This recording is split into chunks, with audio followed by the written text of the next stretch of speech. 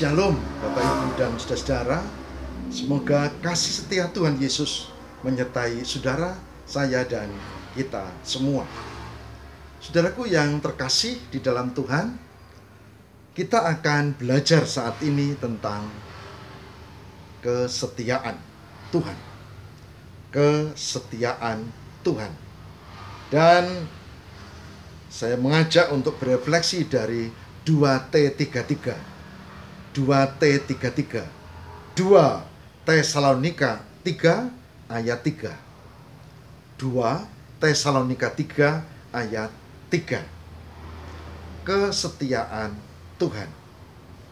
Saudara, saya berharap dengan tema ini kita mengerti bahwa Tuhan itu setia, dan Tuhan itu yang mengajak kita untuk bertobat, dan yang memberi kesempatan kita untuk berbalik, dan yang memberi janji dan berkat untuk orang-orang yang mau datang kepadanya. Nah, inilah saudara 2 Tesalonika 3 ayat 3. 2 Tesalonika 3 ayat 3. Saya baca untuk kita. Tetapi Tuhan adalah setia.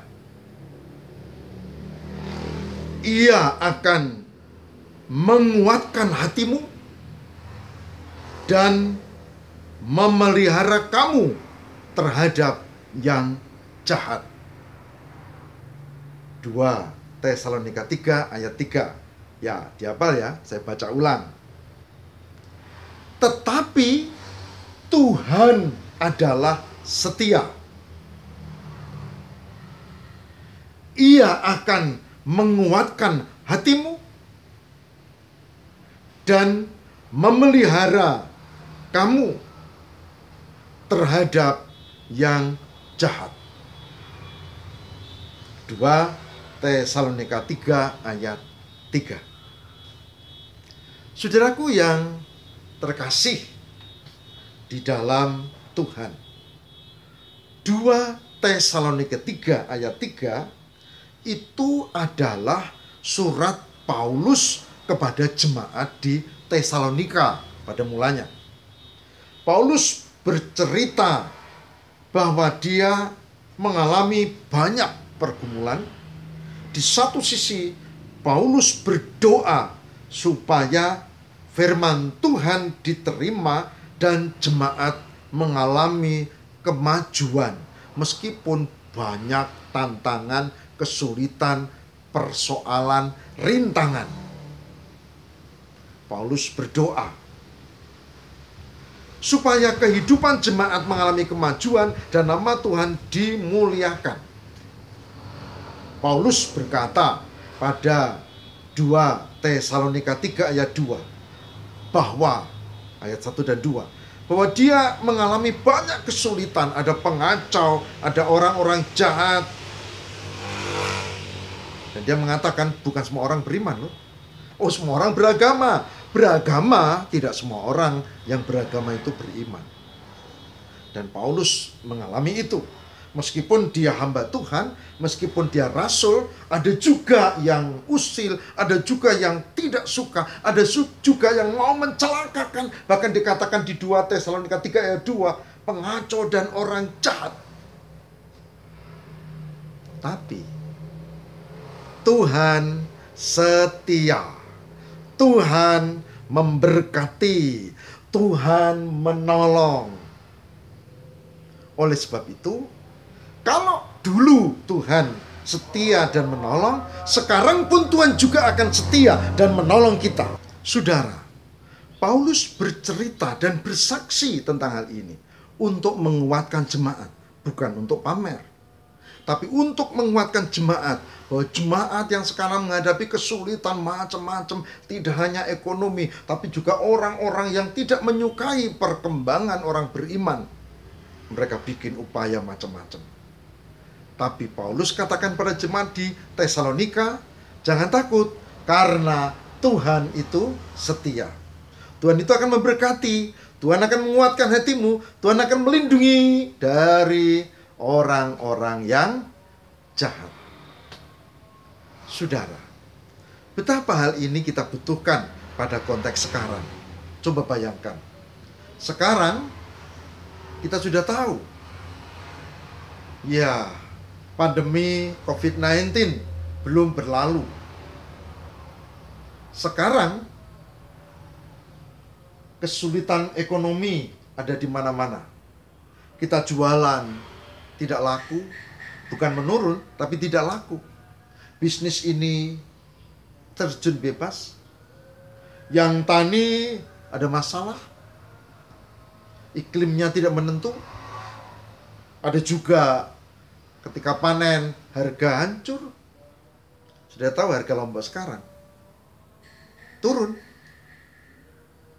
Begitu juga dengan yang pegawai. Karena banyak hal ini lesu, pegawai pun ikut-ikutan terkena dampaknya. Pengusaha, apalagi pengusaha. Buruh, karyawan, apalagi banyak yang dirumahkan. Banyak yang lalu tidak kerja, atau kerja tapi gantian. Sehari masuk, sehari tidak, sehari masuk, sehari tidak. Artinya gajinya turun, bayarannya turun. Karena tidak tiap hari bekerja. Di rumah ngapain misalnya. Nah, saudara, hari ini saya mengajak sebetulnya Tuhan itu menolong kita.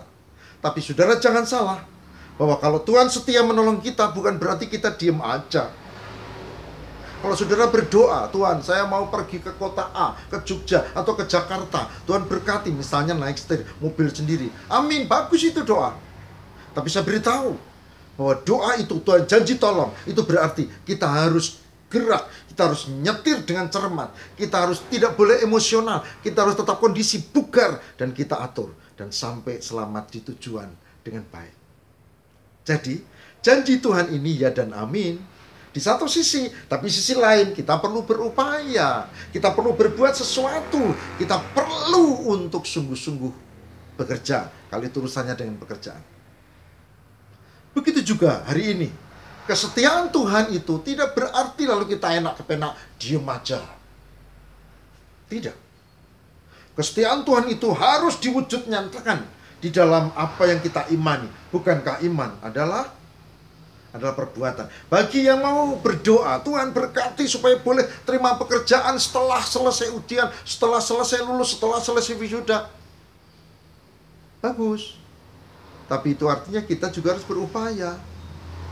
Mana arahnya? Entrepreneur atau sekedar menjadi buruh atau pegawai? Ya lakukan, kan itu lain nanti kan. Begitu. Kalau yang berdoa, Tuhan beri kami pasangan hidup yang bagus, yang cocok, yang dikehendaki Tuhan. Oh bagus itu doa.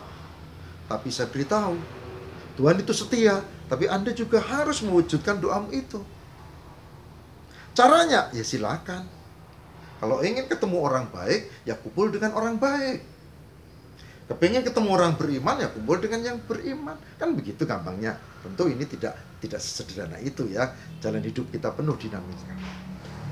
Kalau kita ingin sehat, Tuhan berkati supaya di tengah pandemi ini imun kami baik. Berkati tetap sehat. Bagus itu doa. Bagus kan? Tapi jangan lupa bahwa doa untuk sehat itu harus diikuti dengan upaya. Kesetiaan itu ya dan amin, tapi sebagai iman harus dengan perbuatan. Saudara doa mau sehat, tapi makan tidak teratur, seenak sendiri. Larangan-larangan udah jelas, ini tidak boleh lemak, sikat aja. Sudah tahu hipertensi, langgar saja. Ya itu tidak akan diberkati doamu. Oke?